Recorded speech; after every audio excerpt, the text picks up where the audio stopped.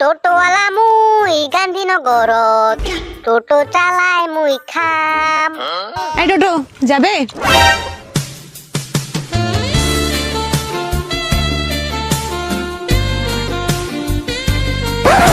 না গো, যাবো না। কেন? কেন মানে আমার টোটো, আমার খুশি, আমি যাব কি যাব না। আর সব থেকে বড় কথা, এখন আমার গাড়ি চালানোর মুড নেই। বাবা, টোটো চালায় তার আবার ভাব কত। তা টোটো নিয়ে বের হয়েছেন কেন যখন যাবেনই না? আমি তোমার লাউগুলো অল্প ধরতে চাই, তোমার লাউগুলো অল্প ধরতে দিবা? কি অসম্ভব ছেলে রে বাবা। তাহলে লাউ নিয়ে বেরোইছো কেন? লাউ যখন কেউকে ধরতেই দিবা না।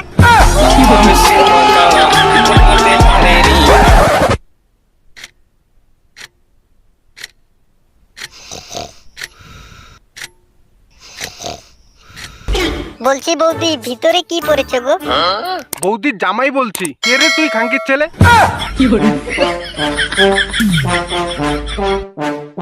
কিরে বোকাচোদা, এখন চুপ করে আছিস কেন? বল তুই কে? মানে স্যার, আমি জিও কোম্পানি থেকে বলছিলাম। তোর কোম্পানি তোর পদে ঢুকাবো শুয়োরের বাচ্চা। তুই আমার বউকে কেন ফোন করেছিস খাঙ্কির ছেলে? আমার বউয়ের তো কোনো জিও সিম নেই, আমার বউয়ের তো এয়ারটেলের সিম। মানে বলছিলাম কাকু, মনে হচ্ছে রং নাম্বারে ফোন চলে গিয়েছে। বোকাচোদা, রং নাম্বারে ফোন করে কেউ ভিতরের কথা জিজ্ঞাসা করে? বাবাকে লাগানো শেখাচ্ছ তুমি? গার মেরেছে, এখন কি বলবো? বলছি কাকু, কিচ্ছু শোনা যাচ্ছে না। Hello hello. এখন শুনতে পারতেছিস না তো? তোর বাড়িতে গিয়ে যখন তোর বাবা মার সামনে বলবো তখন শুনতে পারবি, বুঝলি বোকাচোদা? তোর বাড়ি খুঁজে বের করতে আমার বেশি সময় লাগবে না। না কাকু, প্লিজ এমনটা করবেন না, দয়া করে বাড়িতে আসবেন না। আমি কথা দিচ্ছি, আমি আর কোনোদিন বৌদিকে ফোন করব না। আমার ভুল হয়ে গেছে কাকু, আমায় ক্ষমা করে দিন। ও লেওরা, তাহলে এইসব স্বপ্ন দেখছিলাম? ভয়ে তো আমার পুরো গায়ে ফেটে যাচ্ছিল। যাই হোক, কালকে সকালে উঠেই বৌদিকে ফোন করে সবকিছু বলতে হবে।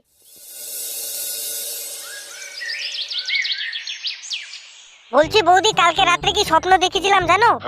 কিসের স্বপ্ন দেখেছো? আরে স্বপ্ন দেখেছি কি, আমি তোমাকে ফোন করেছি।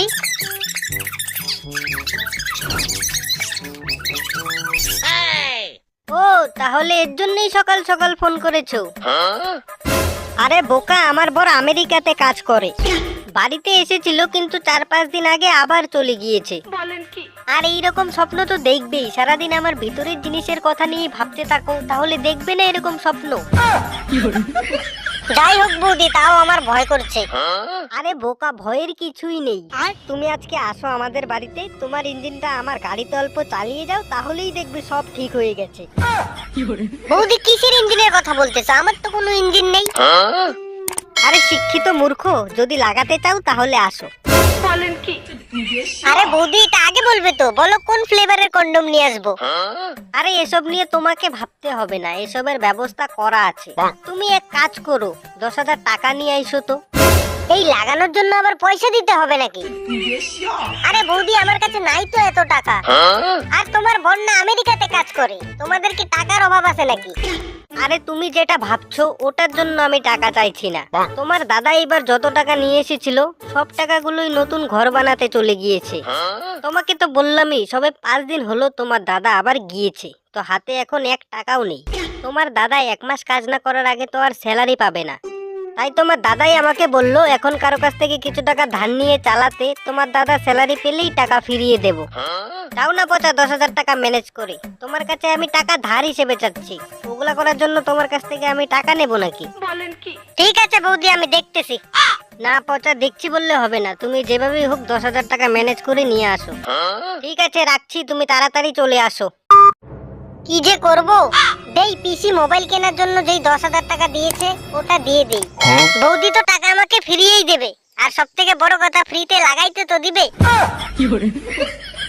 না। একদিন লাগাইলে 10,000 টাকা সুদ উঠবে না, আজকে লাগাই আইসা আরেকদিন লাগাইতে যাইতে লাগবে।